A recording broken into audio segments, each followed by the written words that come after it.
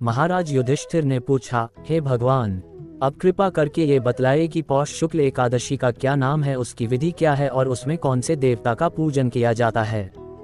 भक्तवत्सल भगवान श्री कृष्ण बोले, हे राजन, इस एकादशी का नाम पुत्रदा एकादशी है। इसमें भी नारायण भगवान की पूजा की जाती है। इस चर और अचर संसार में पुत्रदा एकादशी के व्रत के समान दूसरा कोई व्रत नहीं है। इसके पुण्य से मनुष्य तपस्वी, विद्वान और लक्ष्मीवान होता है। इसकी मैं एक कथा कहता हूँ, सो तुम ध्यानपूर्वक सुनो। भद्रावती नामक नगरी में सुकेतुमान नाम का एक राजा राज्य करता था। उसके कोई पुत्र नहीं था। उसकी स्त्री का नाम शैव्या था। वह निपुत्री होने के कारण सदैव चिंतित रहा करती थी। राजा के पितर भी रो रोकर पिंड लिया करते थे और सोचा करते थे कि इसके बाद हमको कौन पिंड देगा। राजा को भाई, बांधव, धन, हाथी, घोड़े, राज्य और मंत्री, इन सब में से किसी से भी संतोष नहीं होता था।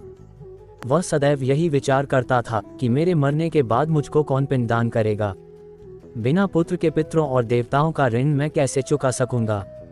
जिस घर में पुत्र न हो उस घर में सदैव अंधेरा ही रहता है।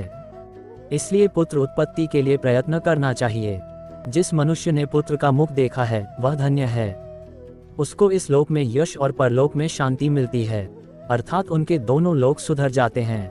पूर्व जन्म के कर्म से ही इस जन्म में पुत्र, धन आदि प्राप्त होते हैं। राजा इसी प्रकार रात दिन चिंता में लगा रहता था। एक समय तो राजा ने अपने शरीर को त्याग देने का निश्चय किया, परंतु आत्मघात को महान पाप समझकर उसने ऐसा नहीं किया। एक दिन राजा ऐसा ही विचार करता हुआ अपने घोड़े पर चढ़कर वन को चल दिया तथा पक्षियों और वृक्षों को देखने लगा।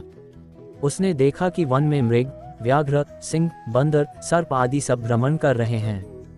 हाथी अपने बच्चों और हथिनियों के बीच घूम रहा है।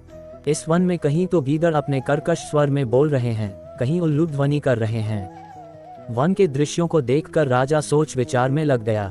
इसी प्रकार आधा दिन बीत गया। वह सोचने लगा कि मैंने कई यज्ञ किए, ब्राह्मणों को स्वादिष्ट भोजन से तृप्त किया, फिर भी मुझको दुख प्राप्त हुआ, क्यों? राजा प्यास के मारे अत्यंत दुखी हो गया और पानी की तलाश में इधर उधर फिरने लगा। थोड़ी दूरी पर राजा ने एक सरोवर देखा। उस सरोवर में कमल खिले थे तथा सारस, हंस, मगरमच्छ आदि विहार कर रहे थे। उस सरोवर के चारों तरफ मुनियों के आश्रम बने हुए थे। उसी समय राजा के दाहिने अंग फड़कने लगे। राजा शुभ शकुन समझकर घोड़े से उतरकर मुनियों को दंडवत प्रणाम करके बैठ गया। राजा को देखकर मुनियों ने कहा, हे राजन, हम तुमसे अत्यंत प्रसन्न हैं। तुम्हारी क्या इच्छा है, सो कहो। राजा ने पूछा, महाराज आप कौन हैं और किस लिए यहाँ आए हैं? कृपा करके बताए। मुनि कहने लगे कि हे राजन, आज संतान देने वाली पुत्रदा एकादशी है। हम लोग विश्वदेव हैं और इस सरोवर में स्नान करने के लिए आए हैं। ये सुनकर राजा कहने लगा कि महाराज, मेरे भी कोई संतान नहीं है। यदि आप मुझ पर प्रसन्न हैं तो एक पुत्र का वरदान दीजिए। मुनि बोले, हे राजन, आज पुत्रदा एकादशी है। आप अवश्य ही इसका व्रत करें। भगवान की कृपा से अवश्य ही आपके घर में पुत्र होगा। मुनि के वचनों को सुनकर राजा ने उसी दिन एकादशी का व्रत किया और द्वादशी को उसका पारण किया। इसके पश्चात मुनियों को प्रणाम करके महल में वापस आ गया। कुछ समय बीतने के बाद रानी ने गर्भ धारण किया और 9 महीने के पश्चात उनके एक पुत्र हुआ। वह राजकुमार अत्यंत शूरवीर, यशस्वी और प्रजापालक हुआ। श्री कृष्ण बोले, हे राजन, पुत्र की प्राप्ति के लिए पुत्रदा एकादशी का व्रत करना चाहिए। जो मनुष्य इस महात्म्य को पढ़ता या सुनता है उसे अंत में स्वर्ग की प्राप्ति होती है।